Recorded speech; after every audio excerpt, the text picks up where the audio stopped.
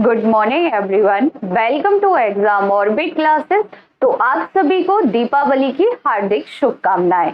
तो फ्रेंड्स, आज है 24 अक्टूबर और आज के इस सेशन में 24 अक्टूबर से बनने वाले सभी महत्वपूर्ण क्वेश्चंस को डिस्कस करेंगे। तो सबसे पहले आप सभी के लिए एक सवाल है जिसका आंसर आप सभी को देना है कमेंट्स बॉक्स में।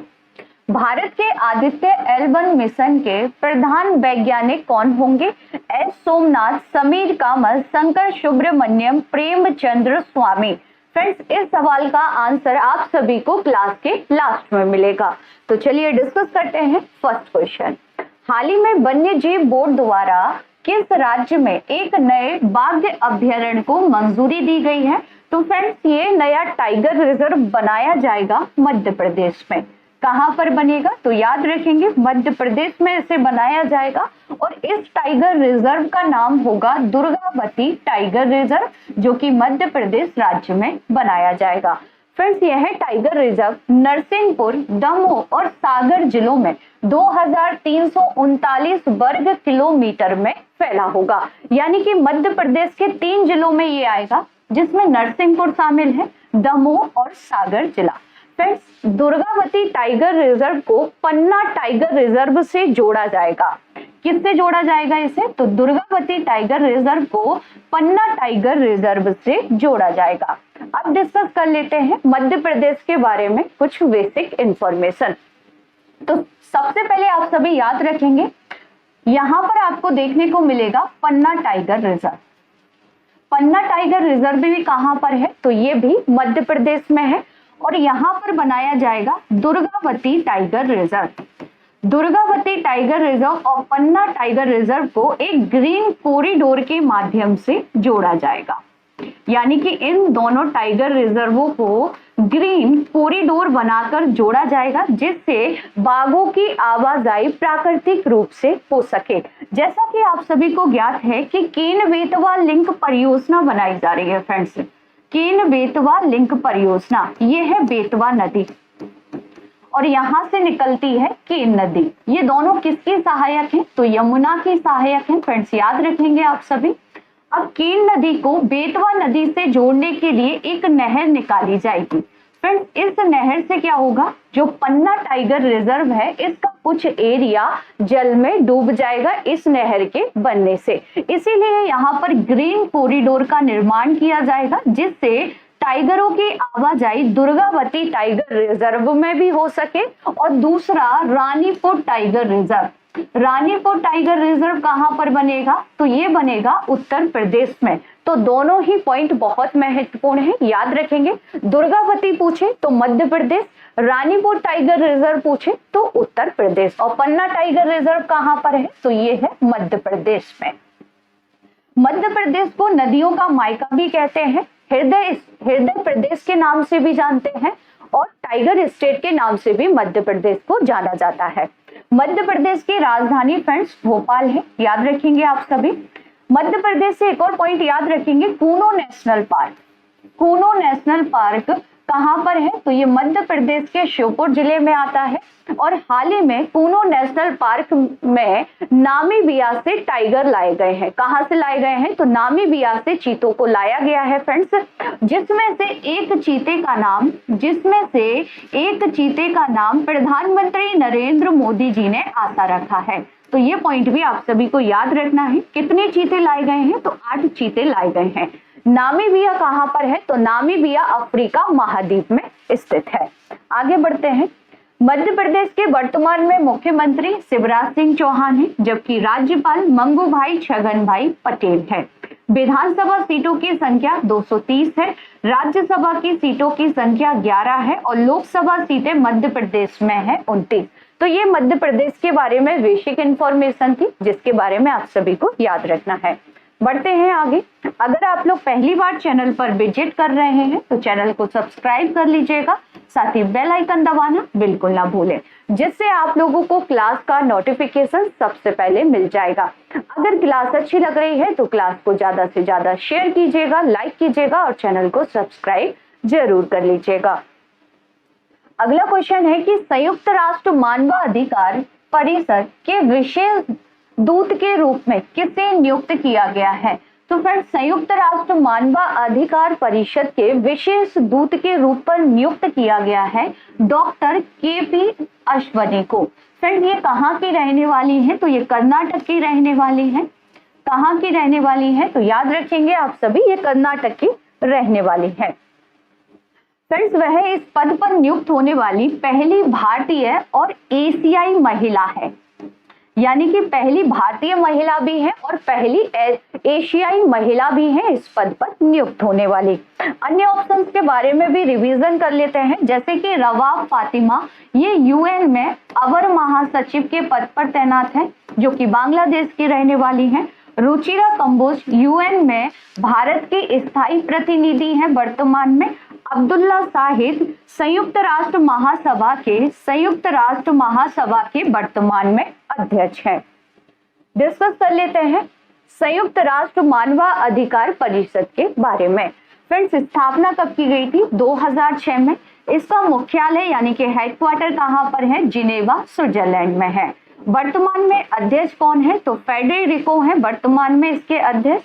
मानवाधिकार दिवस कब मनाते हैं? तो 10 दिसंबर को मनाया जाता है। ये पॉइंट भी आप सभी को याद रखना है।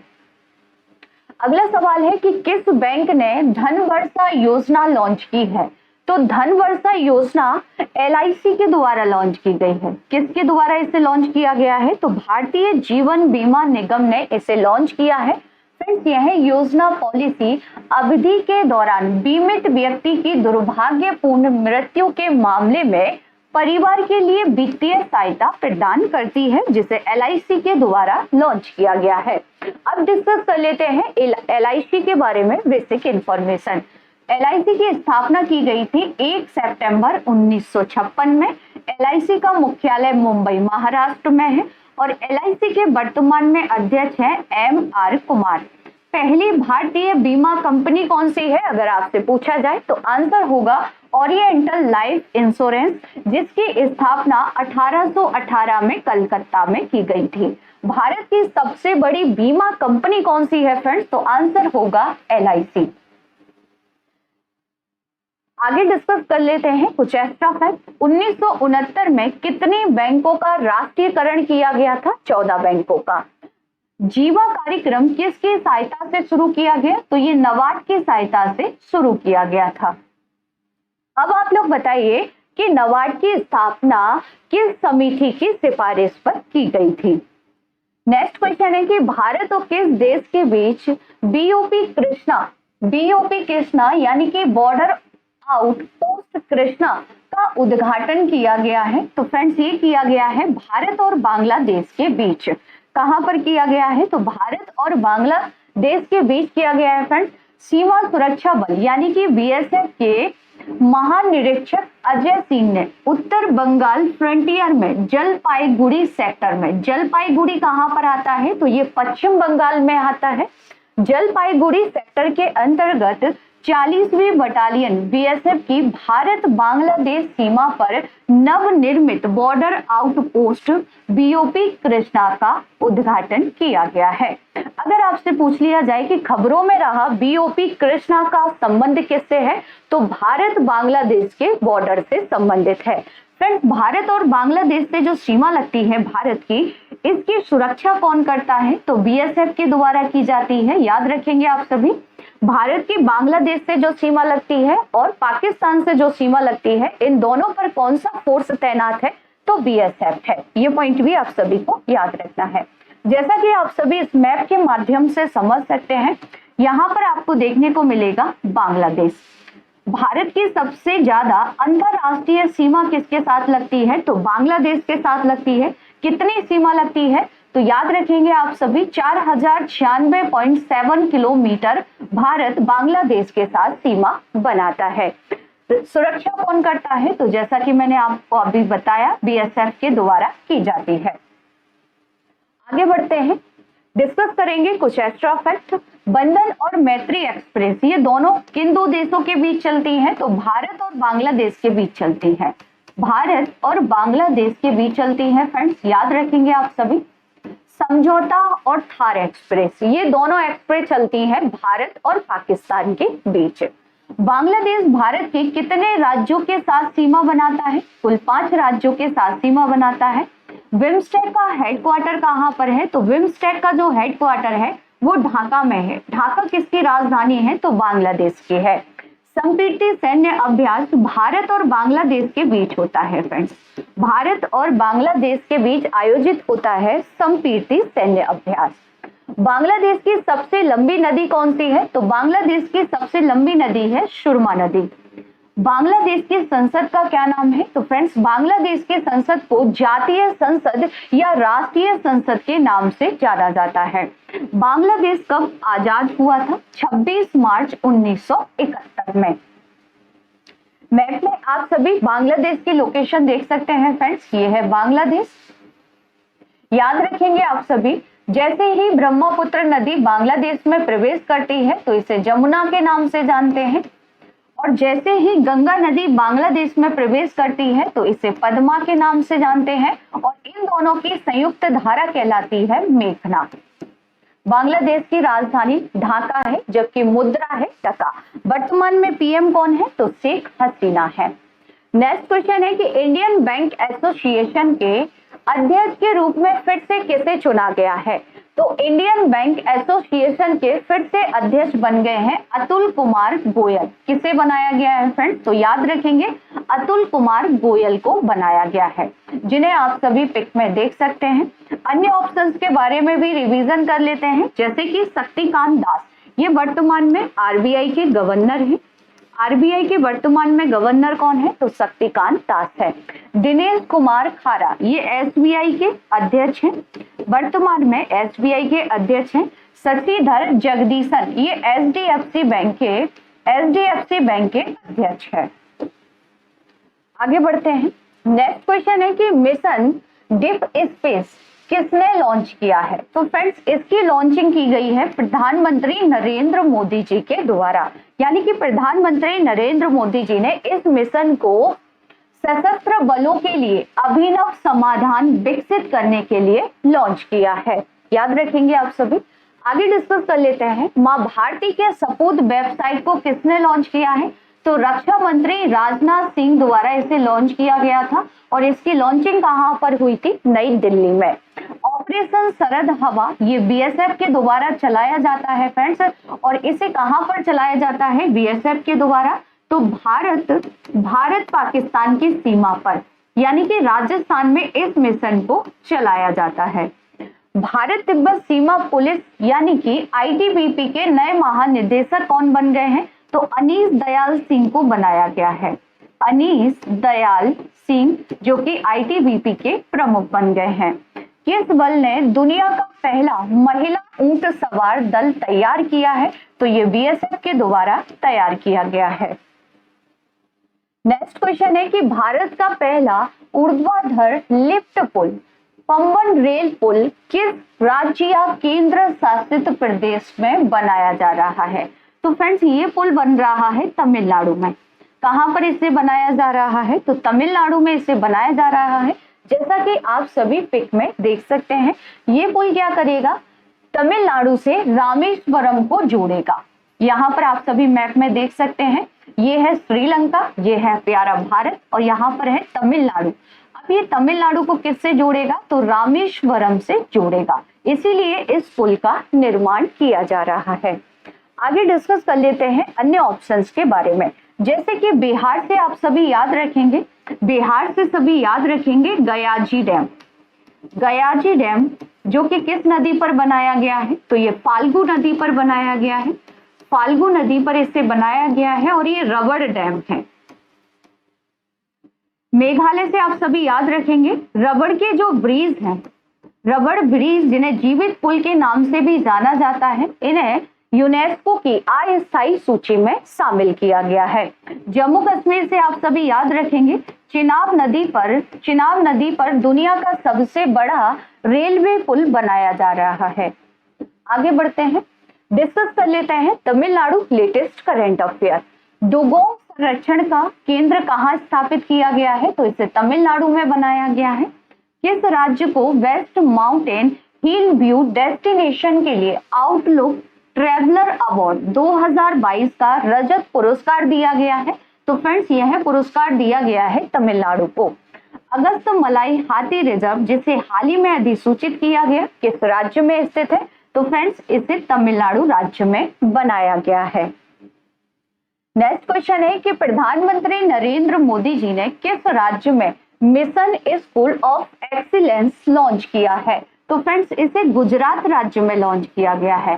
कहां पर इसकी लॉन्चिंग हुई है? तो गुजरात राज्य में इसे लॉन्च किया गया है और यह मिशन विशेष रूप से गुजरात में नई कक्षाओं, स्मार्ट कक्षाओं, कंप्यूटर प्रयोगशालाओं की स्थापना और राज्य में स्कूलों के बुनियादी ढांचे के माध्यम से शिक्षा को मजबूत करने के लिए इसकी शुरुआत की गई है। नेक्स्ट क्वेश्चन है कि मिशन चंद्रयान 3 कौन लॉन्च करेगा? तो फ्रेंड्स मिशन चंद्रयान 3 ये इसरो के द्वारा लॉन्च किया जाएगा और इसकी लॉन्चिंग होगी 2023 जून में इसकी लॉन्चिंग की योजना बनाई जा रही है इसरो के द्वारा। फ्रेंड्स इसे किससे लॉन्च किया जाएगा? तो याद रखेंगे व्हीकल मार्क 3 से इसकी लॉन्चिंग होगी। चंद्रयान भारत ने कब लॉन्च किया था? 2008 में।